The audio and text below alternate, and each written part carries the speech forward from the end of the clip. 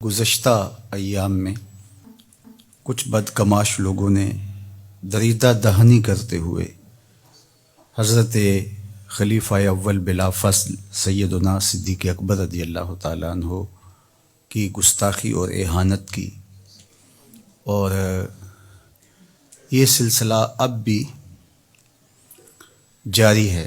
حضور علیہ السلام کے صحابہ کے ساتھ، حضور کے اہل بیت کے ساتھ عقیدت و محبت کا ربط و رشتہ رکھنے والے اس کے متحمل نہیں ہو سکتے، اور یہ ملک امن کا گہوارہ ہے۔ یہ عالمی سازش ہے کہ اس ملک کو پھر فرقہ واریت کی آگ میں جھونک دیا جائے، لیکن سنجیدہ اور متین لوگ کبھی بھی ایسا نہیں ہونے دیں گے، اور نادیدہ ہاتھوں کا اس ملک کو کھیل نہیں بننے دیں گے۔ لیکن اگر حضرت سیدنا صدیق اکبر رضی اللہ تعالیٰ عنہ کی اہانت ہوتی ہے تو اس کو بھی کسی صورت گوارا نہیں کیا جا سکتا۔ حضور کا پیار ان کے رگ و ریشہ میں یوں محو نفوذ تھا کہ جب وہ شام کے سفر سے واپس آتے ہیں تو انہیں کسی نے بتایا کہ تمہارے ساتھ جن کا دوستی کا تعلق ہے وہ نبوت کے مدعی ہیں۔ تو حضرت ابو بکر صدیق رضی اللہ تعالیٰ عنہ خود گئے اور حضور کے دروازے پہ دستک دی اور کہا کہ میں نے کچھ سنا ہے۔ فرمایا بالکل آپ نے سچ سنا۔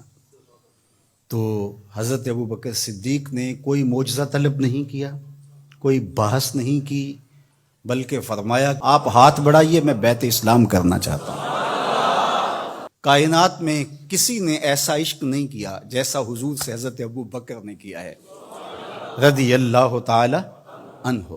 کائنات میں حسن کی داستانیں آپ نے سنی ہوں گی، محبت کی کہانیاں آپ نے سنی ہوں گی، لیکن سیدنا صدیق اکبر رضی اللہ تعالی عنہ کا عشق یہ کسی سے مخفی نہیں ہے۔ 5000 فٹ کی بلندی پر ہے غار ثور، اور آقا کریم علیہ السلام کو کندھوں پہ اٹھا کے سیدنا صدیق اکبر رضی اللہ تعالی عنہ غار ثور کے اوپر جا رہے ہیں، اور شوق فراواں کا عالم یہ ہے کہ قدم بھی خوشی سے پورا نہیں لگتا۔ اللہ اکبر۔ پباں پار قدم نہیں لاندا، پباں پار قدم نہیں لاندا، سور پہاڑ تے چڑھیا جاندا، او پیا جاندا یار نبی دا، یار بھی یارے غار نبی دا۔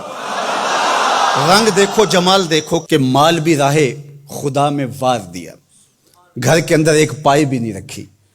اللہ اکبر۔ وطن بھی چھوڑ دیا۔ آپ کے پورے خاندان نے حضور کے لیے قربانیاں دی۔ حضرت اسماء نے ابو جہل سے تھپڑ کھائے، وہ آپ کے گوشوارے ٹوٹ کے گرے، کیا کیا تکلیفیں آپ کے خاندان نے گوارا نہیں کی۔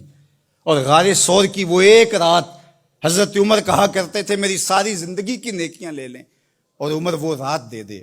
تو یہ ہے حضرت سیدنا صدیق اکبر رضی اللہ تعالیٰ عنہ کی محبت کا رنگ۔ اب عشق کا توازن دیکھیے۔ جب حضرت سیدنا صدیق اکبر رضی اللہ تعالیٰ عنہ کو پتہ چلا کہ حضور علیہ السلام کا وصال ہو گیا ہے، بڑا مشکل لمحہ تھا، اور یہ وہ لمحہ تھا کہ حضرت سیدہ رضی اللہ تعالیٰ عنہا کہہ رہی تھی صبت علیہ مصائب لو انہا صبت علی الارض سرنا لیالیا، جو مصیبتوں کے پہاڑ میرے اوپر ٹوٹے ہیں اگر وہ دنوں پہ پڑتے تو کالی راتیں بن جاتی۔ حضرت حسان بن ثابت رضی اللہ تعالیٰ عنہ کہہ رہے تھے کاش مجھے کالا سانپ لڑ جاتا اور میں دوسری سانس بھی نہ لیتا، اب جینا بیکار ہے۔ حضرت سیدنا بلال حبشی سامان باندھ رہے تھے، اب مدینے میں رہنے کی ضرورت نہیں ہے، اب شہر چھوڑ جاؤں گا۔ اور حضرت سیدنا عمر رضی اللہ تعالیٰ عنہ تلوار نیام سے باہر کھینچی اور آپ نے لہرانی شروع کر دی، کہا میں کاٹ کے رکھ دوں گا جس نے کہا حضور کا وصال ہو گیا۔ چند لمحے سکتے میں حضور گئے ہیں، پھر اپنی حالت میں پلٹ آئیں گے۔ دوسری جانب جو منافقین تھے انہوں نے کہا واہ واہ حضور کے دم سے بہاریں تھیں، اب کس نے پڑھنی ہے نماز۔ جب حضور چلے گئے قصہ ختم ہو گیا، کہانی سمٹ گئی، لوگ جہاد پہ جاتے تھے، جانیں وارتے تھے، اپنے مال سے زکوٰۃ کیا صدقات بھی نکالتے، اب کس نے جان وارنی ہے، اب کس نے مال دینا ہے۔ اب یہ بول رہے تھے، اور حضرت عمر کہہ رہے تھے میں تلوار سے گردن کاٹ دوں گا اگر کسی نے کہا حضور کا وصال ہو گیا۔ تو صدیق اکبر رضی اللہ تعالیٰ عنہ جن کی رگ رگ میں حضور کا پیار تھا، ان کی ہڈیوں میں گودا نہیں تھا، عشق رسول بھرا ہوا تھا، تو ان کی کیفیت کیا ہونی چاہیے تھی، اور یہی تو عشق کا امتحان تھا۔ یہی تو توازن عشق اور عقل کا تھا جس سے جوہر نکھر کے آتا ہے. تو حضرت سیدنا ابو بکر صدیق رضی اللہ تعالیٰ عنہ ایک اونچی جگہ پہ کھڑے ہوئے اور حضور علیہ السلام کی وفات کی خبر دی، اور پھر قرآن مجید کی اس آیت کو پڑھا، وما محمد الا رسول قد خلت من قبلہ الرسل افئن مات او قتل انقلبتم علی اعقابکم. اللہ اکبر. صحابہ فرماتے ہیں ہمیں لگا کہ یہ آیت نازل اس موقع کے لیے ہوئی تھی. یہ آیت پڑھنے کے بعد کہا الا من کان یعبد محمدا صلی اللہ علیہ وآلہ وسلم فإن محمدا قد مات. مجھے بتاؤ تم حضور کی عبادت کرتے تھے؟ اگر حضور کی پوجا کیا کرتے تھے، حضور کی عبادت کیا کرتے تھے، تو وہ تو اپنا کام پورا کر کے اللہ کے حضور جا چکے. اور اگر تم اللہ کی عبادت کرتے تھے، وہ کل بھی زندہ تھا، وہ آج بھی زندہ ہے، اسے موت نہیں ہے. فرمایا جس مشن کے لیے رسول کریم نے اپنی زندگی لگا دی اور سب کچھ دے دی، حتیٰ کہ جان بھی اللہ کے سپرد کر دی، کیا حضور کے چلے جانے کے بعد تم اس مشن کو چھوڑ دو گے؟ تو لوگوں کے اندر ہمت پیدا ہوئی. کہا کیوں چھوڑیں گے؟ تو کہا پھر اٹھو اور حضور کے دین کا جھنڈا پکڑ لو.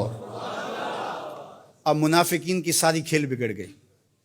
ان کا خیال یہ تھا کہ یہ موقع ہے، اس نازک موقع پر حضرت سیدنا صدیق اکبر رضی اللہ تعالیٰ عنہ کا بھی کلیجہ پھٹ رہا تھا، لیکن انہوں نے جو مشکل وقت میں جو فیصلہ کیا وہ امت کے کھڑا ہونے کا ضامن بن گیا. میں کہتا ہوں اگر یہ موقع حضرت سیدنا صدیق اکبر جو ہے وہ نہ سنبھالتے تو بتاؤ آج امت کے چہرے پہ رنگ موجود ہوتا؟ تو یہ سیدنا صدیق اکبر رضی اللہ تعالی عنہ کے عشق کا توازن تھا، اور مشکل فیصلے، یہ سیدنا صدیق اکبر کا وہ رنگ تھا جو آپ کو یہاں دکھائی دیتا.